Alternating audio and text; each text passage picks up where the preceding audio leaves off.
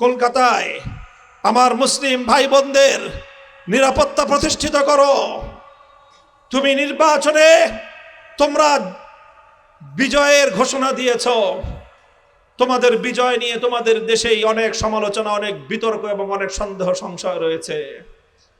তোমরা তোমাদের দেশকে সামলাও, নিজের দেশ সামলাও, বাংলাদেশের দিকে চোখ তুলে তাকাবার দুঃসাহস করো না, পরিণাম ভালো হবে না। বাংলাদেশের মানুষ, বাংলাদেশ তোমাদের করুণার কোনো আর মুখ্যমন্ত্রী বাংলার ক্ষমতার মসনদে দেখতে চায় না। বাংলাদেশে এখন আমরা মনে করি একটি স্বাধীন সার্বভৌম রাষ্ট্রের আত্মমর্যাদা সম্পন্ন একজন প্রধানমন্ত্রী আছেন। আমরা তাকে বলতে চাই, আপনাকে যেই প্রত্যাশা নিয়ে বাংলার মানুষ ক্ষমতার মসনদে বসিয়েছে, আপনি দেশের মানুষের সেই প্রত্যাশা পূরণ করুন। সীমান্তের অপর প্রান্তে শুভেন্দু অধিকারী যেই বাংলাদেশ বিরোধী, বাংলাদেশের স্বাধীনতা বিরোধী, বাংলাদেশের আভ্যন্তরীণ বিষয়ে উস্কানিমূলক যে মন্তব্য করেছে, সেজন্য তাদের দেশের হাই কমিশনারকে তলব করে সেজন্য প্রতিবাদ জানান, পদক্ষেপ গ্রহণ করুন।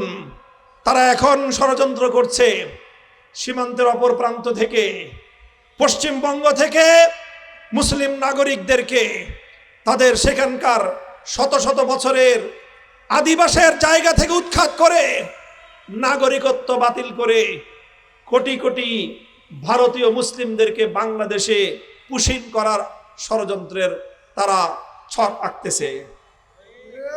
আমি সর্বশেষ আহ্বান জানাবো বাংলাদেশ সরকারের প্রতি, গোটা পশ্চিমবঙ্গ এবং আসাম সহ এই অঞ্চলের বাংলাদেশের সীমান্তবর্তী এলাকাগুলোতে পাহারাদারি জোরদার করুন।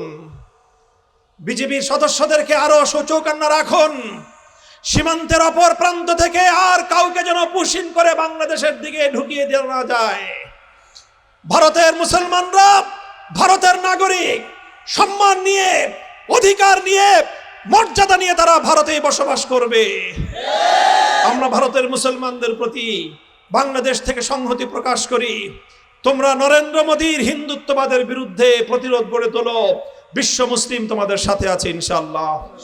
সংগ্রামী সাথী ও বন্ধুগণ, আগামীর সংগ্রামের আহ্বান জানিয়ে দেশ, জাতি, উম্মার পক্ষে বলিষ্ঠ ভূমিকা রাখার দৃপ্ত শপথ ব্যক্ত করে এই ফ্যাসিবাদ থেকে বাংলাদেশকে মুক্ত করার জন্য তারা যেই ত্যাগ এবং কোরবানি স্বীকার করেছে, তারা জীবন দিয়েছে, রক্ত দিয়েছে, এদেশের মানুষ বাংলাদেশ বিরোধী আধিপত্যবাদের হাত থেকে তাদের বাংলাদেশকে, মাতৃভূমিকে তারা মুক্ত করেছে।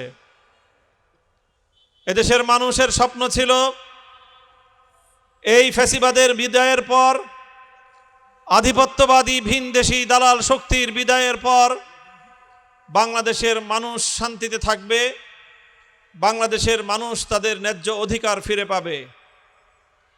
এদেশের মানুষ আশা করেছিল একটি স্বচ্ছ, নিরপেক্ষ, গ্রহণযোগ্য নির্বাচনের মাধ্যমে বাংলাদেশের মানুষ তাদের ভোটাধিকার প্রয়োগ করবে। বাংলাদেশের মানুষের স্বপ্ন ছিল যে তারা রাষ্ট্র ব্যবস্থা এবং রাজনৈতিক বন্দোবস্তে একটি আমূল পরিবর্তন সাধন করবে। এই জন্য একদিকে যেমনিভাবে ত্রয়োদশ জাতীয় সংসদ নির্বাচন অনুষ্ঠিত হয়েছে, একই সাথে গণভোট হয়েছে, যেই গণভোটের মাধ্যমে বাংলাদেশের সংবিধান, রাষ্ট্র ব্যবস্থা এবং রাজনীতিতে একটি ইতিবাচক পরিবর্তনের স্বপ্ন দেখেছিল বাংলার মানুষ। দুর্ভাগ্যজনক, আমাদের দুর্ভাগ্য দেশের মানুষের, তারা যেই ভোট প্রদান করলো, সেই ভোট দেওয়ার পরপরই তাদেরকে হতাশ হতে হলো। গণভোটের রায় বাস্তবায়ন না করে গণভোটটাকে ঝুলন্ত রেখে এদেশের মানুষের ম্যান্ডেটের প্রতি তাদের ক্ষমতাসীন সরকার বৃদ্ধাঙ্গুলি প্রদর্শন করলো। এদিকে তারা ক্ষমতাসীন হলো, এদেশের ক্ষমতাসীন সরকার জাতীয়তাবাদ ইসলামী মূল্যবোধের পরিচয় দিয়েই তারা বাংলাদেশে রাজনীতি করে। রাজনীতিতে ক্ষমতাসীন হয়েছে। আমরা যারা বিরোধী রাজনীতি করি, আমরা অব্যাহতভাবে বলে আসছি, বিগত দীর্ঘ ফ্যাসিবাদের সংগ্রামের পর যে সরকার প্রতিষ্ঠিত হয়েছে, আমরা সর্বতোভাবে সরকারকে সহযোগিতা করব। দেশের মধ্যে একটা স্থিতিশীল পরিবেশ সৃষ্টি করতে চাই, যেন পরাজিত বাংলাদেশ বিরোধী ভিন দেশের ক্রীড়নক ফ্যাসিবাদী শক্তি যেন আবার বাংলাদেশের ক্ষমতার মসনদে পুনর্বাসিত হতে না পারে। আমরা সে লক্ষ্যে কাজ করে যাচ্ছি। আমরা সেই আমাদের পার্শ্ববর্তী দেশ যারা কূটনৈতিক শিষ্টাচারকে উপেক্ষা করে বাংলাদেশের আভ্যন্তরীণ রাজনীতিতে দীর্ঘ 15 বছর পর্যন্ত অবৈধ হস্তক্ষেপ করেছে এবং তাদের সেবাদাসকে বাংলাদেশের ক্ষমতার মসনদে বসিয়ে রেখে বাংলাদেশের 18 কোটি মানুষের ভোটাধিকার নিয়ে তারা নির্মম পরিহাস করেছে। বাংলাদেশের মানুষকে তারা তুচ্ছতাচ্ছিল্য করেছে। যার প্রতিকার করেছে দেশের মানুষ, প্রতিকার করেছে রক্ত দিয়ে, প্রতিকার করেছে জীবন দিয়ে। তাই আজ সেই দেশের সেবাদাসী, কৃতদাসী, ফ্যাসিবাদী যুগের লেডি ফেরাউন বাংলার ক্ষমতার মসনদ থেকে শুধু নয়, বাংলাদেশের 55,000 বর্গ মাইলের এই সীমান্ত থেকে, এই মানচিত্র থেকে উৎখাত হয়ে গিয়েছে। এবং আমরা দৃঢ় আশাবাদী, এদেশের মানুষের জঘন্যতর এই খুনি আর কোনোদিন বাংলাদেশের মাটিতে পা রাখতে পারবে না ইনশাআল্লাহ। আমাদের প্রত্যাশা অনেক। আমরা চাই এই দেশের মানুষ সাংবিধানিকভাবে, সার্বিকভাবে দেশের জনগণকে দেশের মালিক সাব্যস্ত করা হয়েছে। দেশের জনগণ হলো দেশের মালিক। প্রজাতন্ত্রের কর্মকর্তা কর্মচারীরা জনগণের সেবক, নির্বাচিত প্রতিনিধিরা তারা জনগণের সেবক। দুর্ভাগ্যজনকভাবে বিগত ফ্যাসিবাদী আমল থেকে সারা বাংলাদেশের অন্যান্য অঞ্চলে কিছুটা উন্নতি সাধন হলেও আমরা মোহাম্মদপুর এবং ঢাকা 13 অঞ্চলের মোহাম্মদপুর আদাবরের মানুষ, আমাদের যেন ভাগ্যের কোনো পরিবর্তন নাই। আমাদের যেন সেই আবার ঘুরে ফিরে একই চক্রের মধ্যে বন্দী থাকতে হয়।